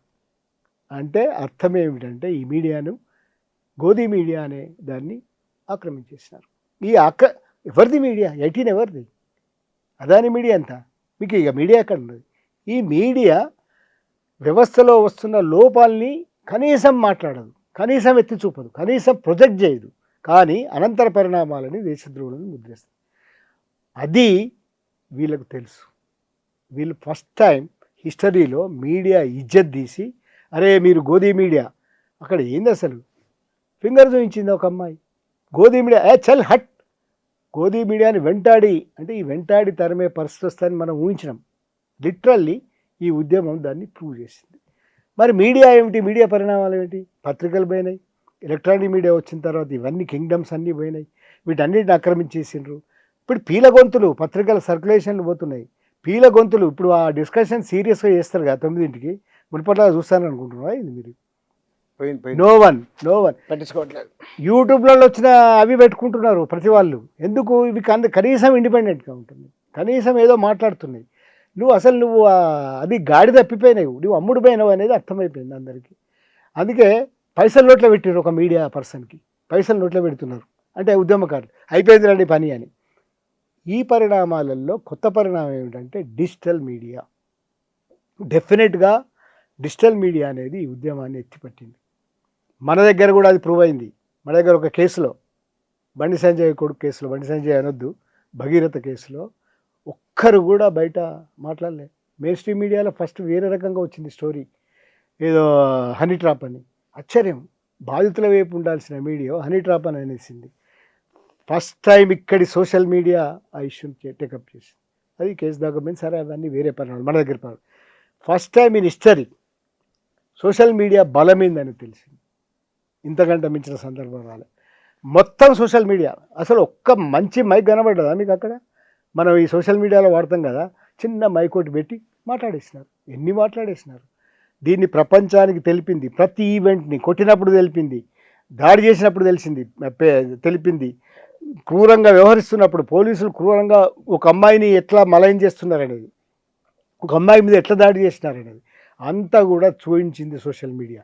దాంతోపాటుగా మీమ్స్, దాంతోపాటుగా మోడీ మీద విపరీతమైన వ్యతిరేక ప్రచారాన్ని చేసింది సోషల్ మీడియా. మీమ్స్ చేసింది. అసలు ప్రపంచానికి నిజ స్వరూపాలు చేసింది, పచ్చి నిజాలు తెలిపింది, నగ్న సత్యాలను తెలిపింది. ఇగో ఇది మీ ప్రపంచం, ఇది మీ తక్కువతనం, ఇది మీరు, you are not at all, ఓ పెద్ద లార్జ్ అదేం కాదు, మీరు ఇది అనేది చూపించింది సోషల్ మీడియా. అందుకే సోషల్ మీడియా యుగంలో జంజీతరం ఏ మీడియానైతే పట్టుకున్నదో ఆ మీడియా ద్వారా కానీ చేయగలిగింది. పిల్లలు కొంచెం ప్రొవోక్ చేయకుండా ఉంటే కనుక, అంటే కౌంటర్ వీడియోలు కొన్ని తిరిగినాయి కదా, ఆడ ఉన్నదో లేదో తర్వాత పిల్లలు వేరే వీడియోలు చేసినారు, కానీ వాళ్ళను కొంత అర్థం చేసుకొని సావధానంగా మాట్లాడి ఉంటే కనుక వచ్చి ఇంత దాకా వచ్చి ఉండేది కాకపోవచ్చు కదా. అస్సలే కాకపోవు, నిజమే, అంతదాకా వచ్చేది కాదు, వాళ్ళకు కాజే ఉండేది కాదు. ఇప్పుడు ప్రభుత్వాలు ఎట్లా ఉంటాయంటే, మన దగ్గర దీనికి ఒక చరిత్ర ఉంది కదా, మనకు తెలుసు కదా. ఇది ఏం చరిత్ర ఉండేది మన దగ్గర? రైతాంగ ఉద్యమం చాలా గొప్ప ఉద్యమం. ఆ రకంగా చూసినప్పుడు సాంప్రదాయంగా మనం అందరం అనుకునే ఒక ఉద్యమం. వాళ్ళు అంటే ఎన్ని తేడాలు, దీనిలో ఎన్ని పాఠాలు ఉన్నాయంటే, వాళ్ళు ఏం చేసినారు, పేద ట్రాక్టర్లు తెచ్చి మొత్తం గుడారాలు వేసి వంటలు వండుకుని తినుడు, అక్కడ ఉన్నారు బార్డర్లో. వాళ్ళ ప్రపంచం అది. ఢిల్లీలోకి ప్రవేశించారు, ఊరేగింపులు, ఎన్ని రోజులు ఉన్నా కూడా వాళ్ళే అన్నాలు వండుకున్నాడు, తినుడు, ఉండు, వాళ్ళ తరహా. వీళ్ళ తరహా వేరు. సరే, అదాన్ని కూడా పట్టించుకోలేదా? సిఏ మీద పట్టించుకోలేదా? తర్వాత షాన్బాగ్లో జరిగినది పట్టించుకున్నారా? తర్వాత ఎందుకంటే వాళ్ళకి అవి కలిసి వచ్చినాయి, ప్రచారం చేయగలిగినారు. రైతాంగాన్ని ఏమో ప్రపంచం పట్టించుకోలేదు, మీరు ఎంత ప్రయత్నం చేసినా. ఎందుకంటే ప్రపంచం వర్చువల్ వరల్డ్లో ఉంది. ప్రపంచం మీతో ఉండాలంటే మీరు వర్చువల్ వరల్డ్లో ఏదో ఉండాలి. లేదు, రైతాంగానికి వచ్చే మద్దతు రాలేదు, వాళ్ళ ఆత్మహత్యలకు ఉండే సానుభూతి కూడా లేదు. ఎందుకంటే రైతాంగం అనేది దీంట్లో భాగం కాకుండా పోయింది. దురదృష్టవశాత్తు 100 సంవత్సరాల్లో రైతాంగం అనేది వెన్నెముక అనడం తప్ప రైతాంగం దానివల్ల ఉద్యమాన్ని విఫలం చేయగలిగినారు. ఇంత పెద్ద ఉద్యమం అది. కానీ ఈ ఉద్యమం తరహా వేరు. సరిగ్గా వాళ్ళు విఫలమైన చోట వీళ్ళు సఫలమైనారు. అవి మొదలు చర్చలు చేస్తే వీళ్ళకి కాజు లేదు, లేదా ప్రధాని రాజీనామా చేస్తే కాజే లేదు. ఇప్పుడు జరిగింది మొదలే చేస్తే. కానీ వీళ్ళు ఏం చేసినారు, ఈ ఉద్యమాలను అణచివేసినట్టుగానే దీన్ని అణచివేస్తామని పోలీసులు ప్రయోగించినారు. ముందు పోలీసులు ప్రయోగించిన తర్వాత పిల్లెట్స్ దాకా పోయింది అది. అవి దృశ్యాలు బయటకు వచ్చినాయి. బయటకు వచ్చిన తర్వాత ప్రపంచం మేల్కొన్నది. రెండోది, ఈ కాజులో తల్లిదండ్రుల గోసం ఉన్నది, ఈ కాజులో చనిపోయిన పిల్లల గోసం ఉన్నది, ఈ కాజులో ఎప్పటికిట్లనేనైనా ఒక గోసం ఉన్నది. ఈ గోసతోటి ఐడెంటిఫై అయినారు. అరే, చిన్న విషయం అడుగుతున్నారు వీళ్ళు. అవును, లీకేజీలు ఉన్నది నిజమే, పలగాలు చచ్చిపోయారు నీట్ ఎగ్జామ్స్ తోటి, చాలామంది చచ్చిపోయారు కదా, వాళ్ళందరికీ న్యాయం చేయాలని అంటున్నారు. ఆ తల్లిదండ్రులందరూ ఐడెంటిఫై అయినారు, రాసిన తల్లిదండ్రులు ఐడెంటిఫై అయినారు, ఈ పరీక్షల బాధను అనుభవిస్తున్న వాళ్ళు ఐడెంటిఫై అయ్యారు, ప్రపంచం ఐడెంటిఫై అయింది, యూత్ ఐడెంటిఫై అయింది.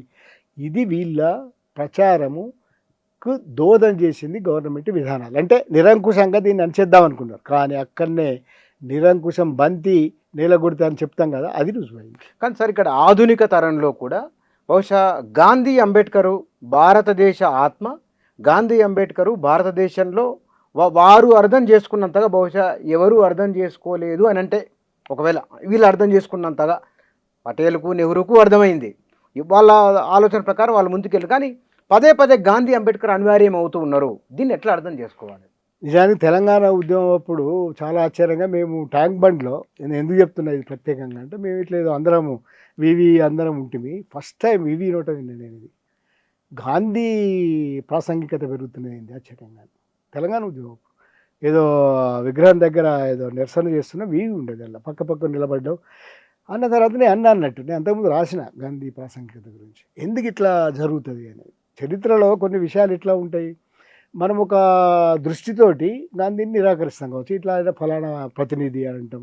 ఎందుకంటే మనదంతా మార్క్సిస్టు ఆ ధోరణి ఇవన్నీ ఉంటాయి కదా, దానివల్ల ఏమంటాం, గాంధీ ఫలానా వాళ్ళ ప్రతినిధి, బూర్జువా ప్రతినిధి ఏదో అంటాం. అంబేద్కర్ బూర్జువా ప్రతినిధి అంటాం, కోట్ వేసుకున్నాడు బూర్జువా ప్రతినిధి, ఏదో మనం మాట్లాడేటన్ని మాట్లాడదు, కానీ వాస్తవం అది కాదు. సరిగ్గా మీరు చెప్పింది కరెక్ట్. భారతదేశం ఆత్మను పట్టుకున్న వాళ్ళు చాలా తక్కువ మంది, ఇండియన్ నాయకులు, ఫిలాసఫర్స్, మార్గనిర్దేశకులు.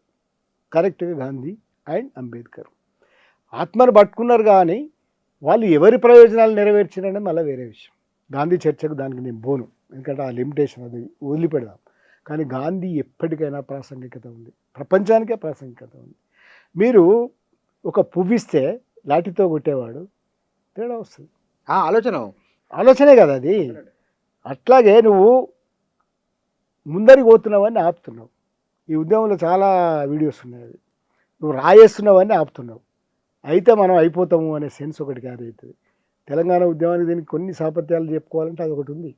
తెలంగాణ ఉద్యమంలో కూడా మొత్తం 14 సంవత్సరాలు 16 సంవత్సరాల ఉద్యమంలో ఎన్నడూ కూడా ఎవరము కూడా అది ప్రీచ్ చేయలే. అంతకుముందు జరిగిన ఉద్యమంలో ఉంది అది. ఆంధ్ర భగవ్ అనే సెన్స్ క్యారీ అయింది, హాస్టల్ మీద దాడులు చేసి. ఈసారి కాలేదు. ఈసారి కాన్షియస్లీ మనం శాంతియుతంగా చేయాలి. అది ఏమన్నా కానీ అరే పెద్ద పెద్దవి జరిగినాయి కదా, విగ్రహాలు కూలగొట్టడం వేరే, విగ్రహాలు అవి పోయినా సరే అది వేరే విషయం, అదొక్కటే ఇన్సిడెంట్.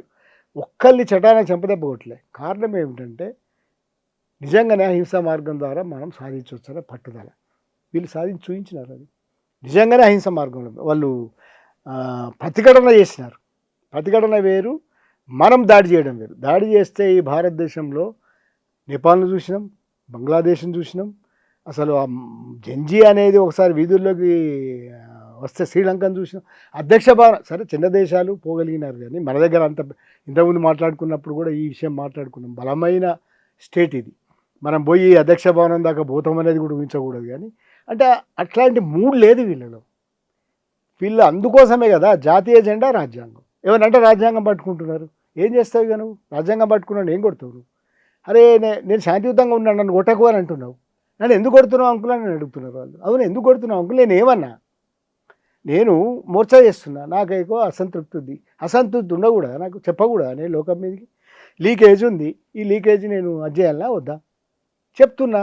ఎందుకు కొడుతున్నావు నన్ను? జంతర్ మంతర్లో ఎవరైనా చేస్తారు కదా ఇవి, నన్ను ఎందుకు కొడుతున్నావు అని అడిగిర్రు. అంటే భారతదేశంలో ఇప్పటికీ కూడా అంబేద్కర్ ఏమో ఎవరైతే రిచ్డ్ ఆన్ ఎర్త్ అభాగ్య జీవులో, ఎవరైతే ప్రపంచంలో అత్యంత హీనమైన బతుకుదెరుకు లోనైనారో బికాజ్ ఆఫ్ అగ్రవర్ణ దురహంకారాల వల్ల కావచ్చు, అగ్రవర్ణ ఐడియాలజీల వల్ల కావచ్చు, మనువాదం వల్ల కావచ్చు, ఎవరైతే ప్రపంచంలో 60% మంది భారతదేశంలో హీనమైన స్థితిలో ఉన్నారో వాళ్ళని అడ్రస్ చేసిన వాడు బీసీలు, ఎస్సీలు, ఎస్టీలు అడ్రస్ చేసినవాడు ఏకైక వ్యక్తి అంబేద్కర్. ఇప్పటికీ అతనే ఐడియాలజీలో వీళ్ళకి ఏమైనా మార్గం చూపించినవాడు అతనే. కమ్యూనిస్ట్ ప్రణాళికల్లో కూడా ఇవి లేవు.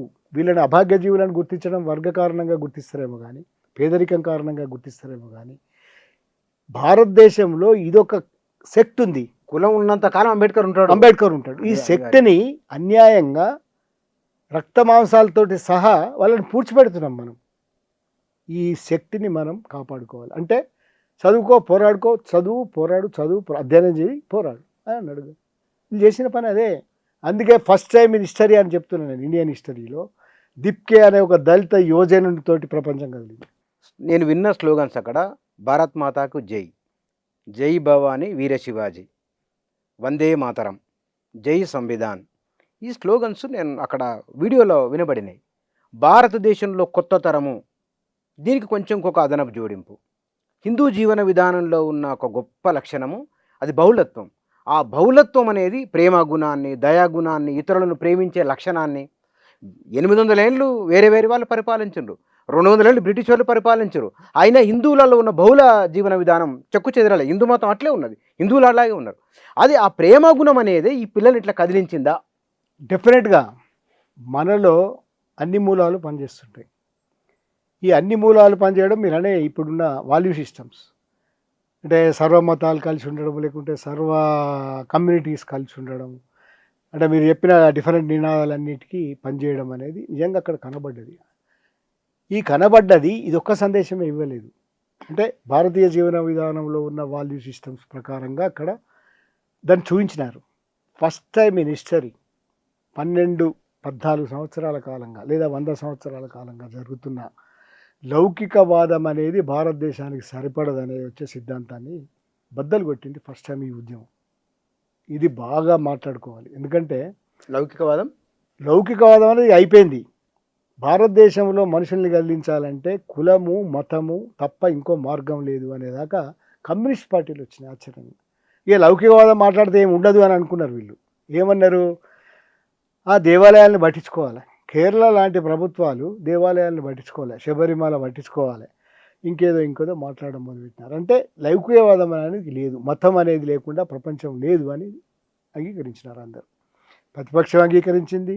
సాఫ్ట్ మతం అనేది వాళ్ళు చేసినారు. వాళ్ళు కూడా గుళ్ళలకు పోడు, అక్కడికి పోడు మొదలుపెట్టినారు. ఎప్పుడు ఇవన్నీ అయిపోయిన తర్వాత వీళ్ళు దాంతో గెయిన్ అవుతున్నప్పుడు వీళ్ళు సెకండరీ పనులన్నీ మొదలుపెట్టినారు, ఆలోచనలలో పడ్డారు అందరు. కమ్యూనిస్ట్ పార్టీలు ఏం చేసినా ఆఖరి గుళ్ళకు కూడా పోవడం మొదలుపెట్టినాయి. ఇక్కడ నారాయణ స్టేట్మెంట్ కూడా ఇచ్చింది, తిరుపతి పోవాలి కదా, అది నమ్మకం కదా అని ఏదో అన్నారు. అంటే కమ్యూనిస్ట్ మేనిఫెస్టో కూడా ఏం లేదు కదా, లేదు దేవుడు కదా. మొక్కొద్దనేం లేదు కదా. మొక్క లేదు కదా. అంటే లౌకికవాదం అనే దానికి ఆల్మోస్ట్ అందరి లేదు, దానికి ప్రపంచం లేదు అని అనుకున్నారు. ఎందుకంటే ఏమన్నా అంటే ముద్రేస్తుంది కనుక ఇవన్నీ చేసినారు. కానీ ఫస్ట్ టైం పాకిస్తాన్ అన్నదాన్ని తిప్పికొట్టినారు, చైనా అన్నదాన్ని తిప్పికొట్టినారు, మేం లౌకికవాదం అనేదాన్ని కూడా తిప్పికొట్టినారు. అందరూ ముస్లింలు గీసులు సిక్కులోళ్ళు వచ్చి కాపాడని కావాలని వీడియోలు ఉన్నాయి. సిక్కులోళ్ళు కదా నిహాంగ్లు ఎంటర్ అయినరు ఈ శిరస్త్రాలు అది పట్టుకొని, వాటిని ఏమంటారు కృపాణాలు పట్టుకొని. అంటే అక్కడ లౌకికవాదం స్టిల్ ఇన్ ఇండియా బతికే ఉన్నది, ఒక మౌలిక విలువ. ముచ్చన్న ఈ దేశంలో మౌలిక విలువలు 2-3 విలువల్ని ఈ దేశం స్వాతంత్ర ఉద్యమం నుంచి తెచ్చుకున్నది. లౌకికవాదం ఎందుకు అని అంటే, ఎందుకు సర్వమతాలు ఇక్కడ కలిసి బతకాల్సిన అనివార్య స్థితి ఉన్నదంటే, ముసల్మాన్లు కావచ్చు, క్రిస్టియన్లు కావచ్చు, లేదా జైనులు కావచ్చు, ఇతర మైనారిటీ మతాలన్నీ కూడా ఇక్కడ కన్సిడరబుల్ ఒక సైజులో ఉన్నాయి. ప్రపంచవ్యాప్తంగా ఇట్లా ఉంది, ప్రపంచవ్యాప్తంగా మైనారిటీలను అణచివేయడం ఉంది. కానీ ఇప్పుడు ఉదాహరణకు అమెరికాలో మళ్ళీ మనం కూడా ఒక హీనస్థితిలోనే ఉంటాం. ఎందుకంటే హిందూ మతం కావచ్చు, ఇంకేదైనా మతం కావచ్చు. మనం అక్కడ పోయి ఉంటాం. భారతదేశం హిందూ దేశం నిజమే, ఇక్కడ హిందూ జాతికి సంబంధించింది కావచ్చు నిజమే. కానీ ఇక్కడ అనివార్యత ఒకటి ఉంది కదా, దీని నుంచి కదా ఈ విలువ పుట్టింది. లౌకికవాదం అనేది అని మూల సూత్రం ఏంటిది? రాజకీయాల్లోకి, ప్రభుత్వ వ్యవస్థల్లోకి మతం రాకూడదు. మతం అనేది ఒక ఇండివిజువల్ నమ్మకము, హక్కు, విశ్వాసము. దాన్ని గౌరవిద్దాం, ఎవరి విశ్వాసాన్నైనా గౌరవిద్దాం. కానీ మతం అనేదాన్ని రాజకీయాల్లోకి, ప్రభుత్వాలకు తేగోవడం అంటేనే లౌకికవాదం. కానీ ఆ లౌకికవాదం ఇంకా 2 మార్గాలు ఉన్నాయి. గాంధీది వేరు, నెహ్రూది వేరు, ఇట్లాంటివి కూడా ఉన్నాయి. కానీ అనివార్యంగా ఇతర మతాలను గౌరవించడం అనేది ఒక విలువ. ఆ విలువను ధ్వంసం చేసేసినారు కదా. ఒక ఆఖరికి రెచ్చిపోయి ఊరికే దాడులు జరిగినాయి కదా. కొట్టుకూర తింటారని చంపేసినారు కదా, కొట్టుకూర ఉంది టిఫిన్లో అంటే చంపేసినారు కదా. ఇన్ని పరిణామాల తర్వాత కదా అందరూ ఆలోచిస్తున్నది. సోకాల్డ్ కమ్యూనిస్టులు, విప్లవకారులు అందరూ ఆలోచించినారు కదా, మతం అనేది ఏదో ఉంది, ఇది లౌకికవాదం, ఇట్లా పనిచేయదు, మాట్లాడాలి, ఇట్లా అట్లా. అట్లాంటి సమయంలో జంజీ తరం లౌకికవాదం అంటే ఏందో నిరూపించింది. అలా జంతర్ మంతర్ ఉద్యమంలో లోపల ఉన్న విషయాల్ని గమనిస్తే మనకు అర్థమవుతుంది, వాళ్ళ ప్రవర్తన చూస్తే మనకు అర్థమవుతుంది, వాళ్ళ నినాదాలు చూస్తే మనకు అర్థమవుతుంది, వాళ్ళు ఈ విషయాలను తిప్పికొట్టినప్పుడు మనకు అర్థమవుతుంది. వాళ్ళు అంటున్నారు మేమంతా దేశద్రోహులం కదా, మీరు ఏమైనా అంటే మేము పాకిస్తాన్లో ఉంటాం కదా అంటారు కదా. నయ్యే ఒక పిల్లాన్ని ఇట్లా మైక్ పెట్టి అడిగారు మెయిన్ స్ట్రీమ్ మీడియా, నీ పేరేంది, దీపక్ పఠానా లేకుంటే దీపక్ మస్తానా అనేది చెప్తున్నాడు ఆ పిల్లాడు. అంటే రెండింటి కలిపి చెప్తున్నాడు. అంటే ఒరిజినల్గా హీఈస్ హిందూ దీపక్, కానీ దీపక్ మస్తాన్ అంటున్నాడు కావాలని. అంటే అది ఒక సింబల్. మొత్తం ఆ వాతావరణమే ఒక లౌకికవాదాన్ని పరిరక్షించడం అనే ఒక భరోసాని ఇచ్చింది అని నాకు అనిపించింది. ఈ జంతర్ మంతర్ ఘటన అక్కడ వచ్చిన నిరసన, అధికార విపక్షాలు, భారతదేశ రాజకీయ పార్టీలు తమను తాము ఎట్లా సరిదిద్దుకోవాలి? ఇక్కడే మనం నిష్పక్షపాతంగా ఎవరైనా సరే ఎట్లా సరిదిద్దుకోవాలి? ఒకటి, భారతీయ జనతా పార్టీ అపరిమితమైన అధికారాలు, శాశ్వత అధికారం అనేది పయనిస్తున్నది, తెలుస్తున్నది మనకు. అది ఒకటి. ఎన్నికల వ్యవస్థలు, వాటి మీద వస్తున్న సందేహాలు. రెండవ వైపు వస్తున్న బిల్లులు, జమిలీ ఎన్నికలు, తర్వాత డివిజన్స్, ఇట్లాంటివన్నీ వస్తున్నాయి కదా. ఇవన్నీ కూడా దానికి సూచన. ఒక అపరిమితమైన అధికారాల వైపు, అపరిమితంగా అంటే శాశ్వత అధికారాల వైపు ప్రయత్నాలు చేస్తున్నారు. అది అందరికీ తెలిసిన విషయం. లైక్ జిన్పింగ్, లైక్ పుతిన్, ఇతర దేశాల అట్లా ఒక అపరిమితమైన శాశ్వత అధికారం అనేది వాళ్ళ ఊహ. దానికి తగినట్టుగానే మొత్తం ప్రపంచాన్ని హస్తగతం చేసుకొని, ప్రపంచాన్ని అంటే అన్ని వ్యవస్థల్ని హస్తగతం చేసుకోవడము, అన్ని వ్యవస్థల్ని కిందికి తెచ్చుకోవడం, ఈవెన్ పత్రికా రంగాన్ని తెచ్చుకోవడము, మీడియాని తెచ్చుకోవడము, కోర్టులను రకరకాలుగా ప్రభావితం చేయడము, ఈ వ్యవహారాలన్నిటితో పాటుగా మొత్తం సొసైటీని ప్రశ్నను కూడా చంపేయడం అనేది వాళ్ళ పద్ధతిగా ఉన్నది. ఎందుకంటే ప్రశ్న ఒక్కసారి వేస్తే, మొలకెత్తితే ఇవన్నీ కూడా బద్దలయ్యే అవకాశం ఉంది. అందుకోసమే సివిల్ స్వేచ్ఛలను అంటాం కదా, పౌర స్వేచ్ఛలన్నింటినీ కూడా గుప్పిటబట్టింది. అందుకే ఈ కేసులు, గొడవలు, యూఏపీఏలు, యూపీఏలు, ఎన్ని చట్టాలు. ఇప్పుడు దీనిలో కూడా ఎన్ఎస్ఏ అనేది ప్రతిపాదన చేసినారు, కాలేదు. కానీ అయితే ఏమో ఫ్యూచర్లో చెప్పలేము. అంటే ఇవన్నీ కూడా ఒక నిరంకుశమైన ఫాసిస్ట్ ధోరణుల వైపు పోతున్న క్రమం. ఈ క్రమంలో వీళ్ళు చాలా తప్పంచనా వేసినారు. ఎదుగుతున్న తరానికి వచ్చిన అవకాశాలు ఏంటంటే 90ల తర్వాత వచ్చిన పరిణామాలు, ఆ తర్వాత వచ్చిన ఇంటర్నెట్, జంజీ ఉద్యమాలు, తర్వాత దాంతోపాటుగా ఆధునికానంతరం ఇప్పుడు వచ్చిన ఏఐ లాంటి సమాచార విస్ఫోటనం, దానికి తోడు వాళ్లకు సమాచారం అనేది అందుబాటులో ఉండడం, తెలివిడి గల వాళ్ళు, క్రియాశీలంగా ఉన్నవాళ్ళు, లేదా సమాజాల గురించి ఆలోచించిన వాళ్ళు, ఇంకొంత లోతుగా రాజ్యాంగాలు, వ్యవస్థలు, అంబేద్కరు, బుద్ధుడు, గాంధీ, కమ్యూనిస్టులు ఈ అన్నిటిని తెలుసుకోవడం, వీళ్ళు లోపల ఉన్న అంశాలను గమనించలేకపోయినారు. మూర్ఖంగా అంధుల్లాగా ప్రవర్తించినారు. అంటే ఒక ప్రపంచాన్ని సృష్టించేసినారు, ఒక అంధ ప్రపంచాన్ని. అంధభక్తులు వాళ్ళు అట్లే కదా. అరే ఏదన్నా విషయం మాట్లాడమంటే సు మూ అంటే నేనేం చేయగలను, ఎవరైనా ఏం చేస్తాం, అరే అల్లంగా బెల్లంగా అంటే ఏం చేస్తాం మనం. అది ఎన్ని ప్రపంచాన్ని నువ్వు ఒక అంధ ప్రపంచాన్ని సృష్టించావు. అంధ ప్రపంచం ఎప్పుడూ నిన్ను కాపాడలేదు. భారతీయ జనతా పార్టీ మొట్టమొదటి తెలుసుకోవాల్సిన విషయం. అట్లాగే కాంగ్రెస్ పార్టీకి కూడా పాఠాలు ఉన్నాయి. కాంగ్రెస్ పార్టీ అనేది కమ్యూనిస్టులకు ఇంకా విపరీతమైన పాఠాలు. కమ్యూనిస్టులకు ఆ జార్గాన్లలో పడి, ఆ భారతదేశానికి అన్వయం లేని విషయాలలో పడి, పాత జార్గాన్లు, పాత అన్వయాలు, పాత పోరాట పద్ధతులు, పాత ఆలోచనలు, అందుకే దూరం అయిపోయినారు. ప్రజలకు వాళ్ళకి ఏం సంబంధం లేకుండా పోయింది అన్ని రకాల కమ్యూనిస్టులు. సరే ఆ కమ్యూనిజం అనేది, ఆ అడవి అనేది అయిపోయింది, అది అంతమైపోయింది. అంతమంటే అది నో మోర్, మనకు అర్థమైపోయింది. ఇంత ప్రపంచం మారిన తర్వాత వాళ్ళు మాట అన్నారు, మారిన ప్రపంచం మాకు అర్థం కాలేదండి. ఈ మారిన ప్రపంచం ఇవ్వాలి కాదు కదా, 90 నుంచి మారుకుంటూ వస్తున్నది కదా. నువ్వు ఇంకేదో అది అంటే అది ఎట్లా నీకు అది అన్వయం అయితలేదు, అసాధ్యం. అది నీకు ఆ అన్వయం కూడా కనపడతలేదు. తర్వాత ఉద్యోగం ఎట్లా చేయాలో నీకు తెలియదు. నీ ఉద్యోగం పాత పద్ధతిని ఇది. ఊరేం చేస్తావు, ఎక్కడికి పోయి కూర్చుంటావు, జై జై అంటావు, నీకు ముగ్గురు కూడా వస్తలేరు. నీ ప్రతి మీటింగ్లోనూ, కమ్యూనిస్టుల మీటింగ్లలో ఇంకొక ధోరణి ఉంది. వెనుకకు తీస్తే మొత్తం బట్టతలలు తెల్లెంటికల తలడు. అసలు తరమే లేదు. ఒక తరాన్ని మీరు విస్మరించినారు. ఈ తరానికి మీకు అనుసంధానం లేదు. ఈ తరం మీ స్ఫూర్తి తీసుకోవడం లేదు. తీసుకుంటుంది తరం. తీసుకున్నారు కనుక ఇవాళ మిగిలి ఉన్నారు వాళ్ళు. కానీ మీరు స్ఫూర్తిగా లేరు. వాళ్ళకి ఇంకొక స్ఫూర్తి అందింది. మీరు అందించే స్ఫూర్తి వాళ్ళకి అన్వయం కావడం లేదు. అది మీరు ఆలోచిస్తలేరు. పాత పద్ధతులు, పాత జార్గాన్, పాత వ్యవహారాలు, అదే నాయకత్వాలు, అవే అసలు రోసిపోయింది జనం. ఇప్పుడు మనం పోయి ప్రపంచానికి ఆగోయి కూర్చోయి అంటారు. మనకు తెలుసలేదు అది. వీళ్ళు ఫస్ట్ టైం నేర్చుకోవాల్సింది, వీళ్ళు ఏం చేస్తున్నారు. అరే ఈ పోరాళ్ళు ఇట్లెందుకు ఆలోచిస్తున్నారు, అబ్బురం అవుతున్నాయిగా మన అందరికీ, ప్రపంచానికి అబ్బురం అవుతున్నాయి. అరే కైసా సోచరే, అరే ఇట్లున్నారు పోరాళ్ళు లేదు, వీళ్ళు జంజీ అనుకుంటే. వీళ్ళకి తెలివి ఉన్నది, క్రియేటివిటీ ఉంది, షో ఉంది, నాయకత్వం ఉంది, తిరుగుబాటు ఉంది, ప్రతిఘటన ఉంది. ఇన్ని విషయాలు ఎట్లా ఉన్నాయి వీళ్ళ పోరాళ్ళకి? ఆశ్చర్యం అనిపిస్తలేదా మీకు? ఇవి తరంలో ఉంటాయి. మీరు ఆ తరానికి అన్వయం చేయడంలో తప్పుగా బిహేవ్ చేస్తారు. ప్రతిపక్ష పార్టీ మీరు ఇంత ముంచుకొస్తుంటారులే, వాళ్ళ గొడవలలో వాళ్ళు ఉంటారు. వాళ్ళు అసలు దీనికి ధీటుగా ఒక ప్రయత్నమే చేయలేకపోతున్నారు. అసలు మాట్లాడలేదు చాలా రోజులు. రాహుల్ గాంధీ ఎన్నడొచ్చిండు? చివరి నిమిషాలలో కదా. మాట్లాడాలి కదా ప్రతిపక్షం, ప్రధాని ఇంటి ముందు ధర్నా. కానీ ఇంకొక వర్షన్ ఉంది. వీళ్ళు మాట్లాడిన కమ్యూనిస్టులు వాళ్ళ చేరిన అది ఎన్నడో ఆ ఉద్యమం ఉండకపోతుండే అనేది కూడా ఉంది. వీళ్ళు పోందే మంచిదైంది అనేది కూడా ఉన్నది. తెలుసా ఇది మీకు? కమ్యూనిస్టులు అన్న అంటే ఎస్ఎఫ్ఐ, ఏఎస్ఎఫ్, ఏఎస్ఐ, ఏఐ కనబడ్డాయి కానీ, నేహా స్వయంగా ఆమె కానీ అవి వాళ్ళు ఏమి ఇట్లా ఓ అని మున్పట్లాగా ప్రదర్శన చేయలే. మనోళ్ళు చేస్తే మొదలు అందరికంటే ముందు పెద్దదని చేసుకుంటారు కదా. అవి ఏవి చేయలేదు కనుకనే బచాయించిందని. కాంగ్రెస్ పార్టీ ఎట్లా రియాక్ట్ కావాలో తెలియకపోతే ఎట్లా? నీకు నెల రోజుల తర్వాత నువ్వు వచ్చేది, అక్కడ జరిగిన తర్వాత నువ్వు వచ్చేది, అంతకుముందు కదా నువ్వు మాట్లాడాల్సింది. ఎన్ని ద్వంద్వాలు ఉన్నాయి దీనిలో. మీరు అన్నా హజారే తర్వాత అధికారంలోకి వచ్చిన వాళ్ళు మళ్ళీ పీఠామెక్కిన వాళ్ళని కూడా అవినీతిలో అరెస్ట్ చేసారు. ఈ కథ అంతా జరిగింది. అన్నా హజారేకి వచ్చినప్పుడు దీనికి ఎందుకు నువ్వు కాలేదు? ఆ ఎలిట్ సెక్షన్స్ ఏంది, ఈ సెక్షన్స్ ఏంది? ఈ సెక్షన్స్ దళితులు కనుక మీరు స్పందించలేదు, ఈ సెక్షన్స్ ఎలిట్ కాదు కనుక మీరు స్పందించలేదు. చూసినారా జంతర్ మంతర్లో వాళ్ళ బట్టలని, చూసినారా వాళ్ళ మాటలని, చూసినారా వాళ్ళు ఏమీ పాష్గా లేరు. మధ్యతరగతి పిల్లలలాగా ఉన్నారు, దిగువ మధ్యతరగతి పిల్లలలాగా ఉన్నారు. ఆవేశంతో వచ్చింది కానీ, చదువుకున్నారు కానీ, న్యాయం కోరుతూ వచ్చిన వాళ్ళు. అందుకే అంత రీజనబుల్గా ఉన్నారని నేను అనుకుంటున్నా. ఎలిట్ కాదు.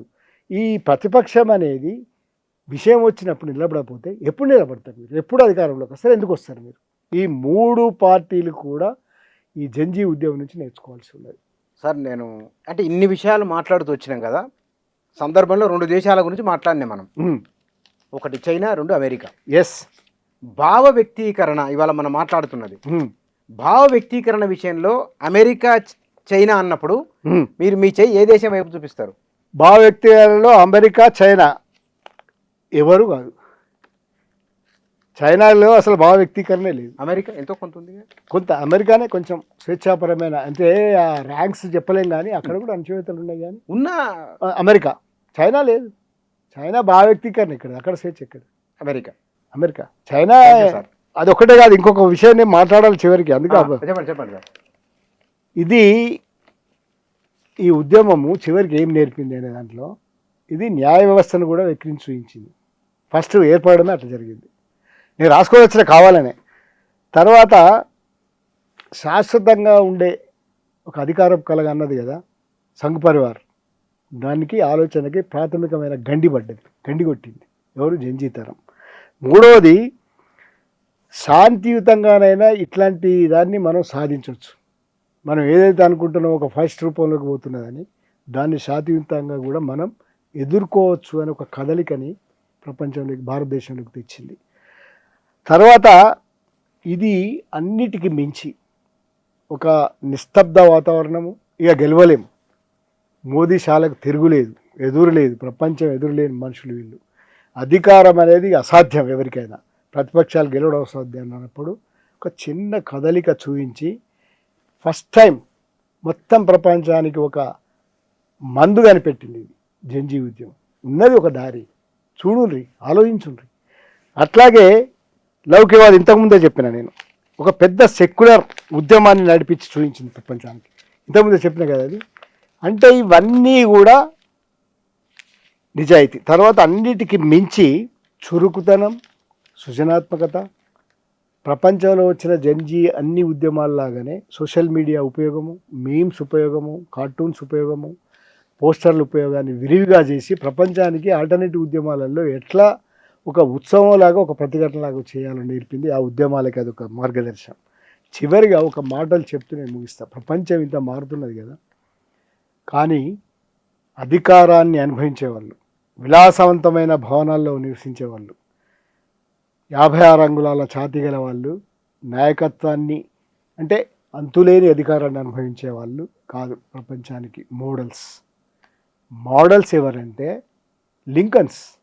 మోడల్స్ ఎవరంటే చాలా సాధారణంగా ఉండేవాళ్ళు. మోడల్స్ ఎవరంటే వాంగ్చుక్ లాంటి వాళ్ళు, సాధారణమైన జీవితం గడుపుతూ ఒక ప్రభావాన్ని కలిగేసేవాళ్ళు.